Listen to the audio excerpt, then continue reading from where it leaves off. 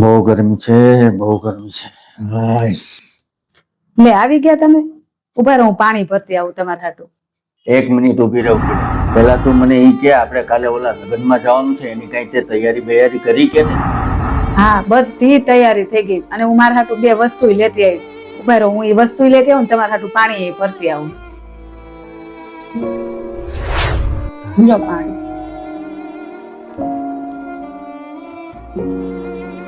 જો કાલે આપણે લગ્નમાં જવાનું જ ને તો હું માર્કેટમાંથી આ એક ચેન લાવી અને આ પાટલા લાવી. કેટલા ના આવ્યું છે કયો તો?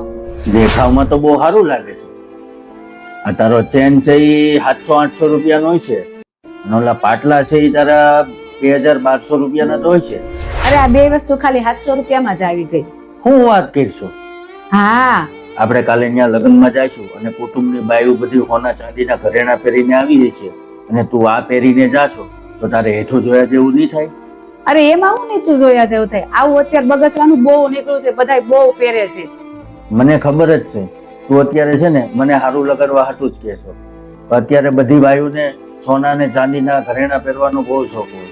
હા, મને ખબર જ છે બધી બાયુને હોનાના ઘરેણા ગમતા જોઈએ, મને ગમે જ છે.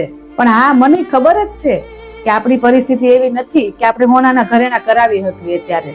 અત્યારે છે ને જેના સાચા ઘરેણા હોય ને એને બધા ખોટા સમજે છે, ખોટા હોય ને એના બધા સાચા સમજે છે. આપણે કઈ પૈસા વાળા માણસની જેમ કઈ ખોટો દેખાડો કરવો નથી. ખરેખર હું બહુ ભાગ્યશાળી છું કે મને તારા જેવી પત્ની મળી કે તે સમજે છે કે કઈ પરિસ્થિતિમાં કેમ રહેવું. બીજાને દેખાડવા હાટુથી હું તમારી પાસે હોનાના ઘરેણાની જીત કરું એ કઈ યોગ્ય ન કહેવાય અને એ સારું ન લાગે. હું તને એક વચન આપું કે હવે આપણો જઈએ સારો સમય હશે ને ત્યારે હું તારી બધી ઈચ્છા પૂરી. મિત્રો, આ વાત ઉપર તમારા વિચારો કોમેન્ટમાં જરૂરથી જણાવજો. અને જો તમને આ વિડીયો ગમ્યો હોય ને તો 10 પરિવારને શેર કરજો.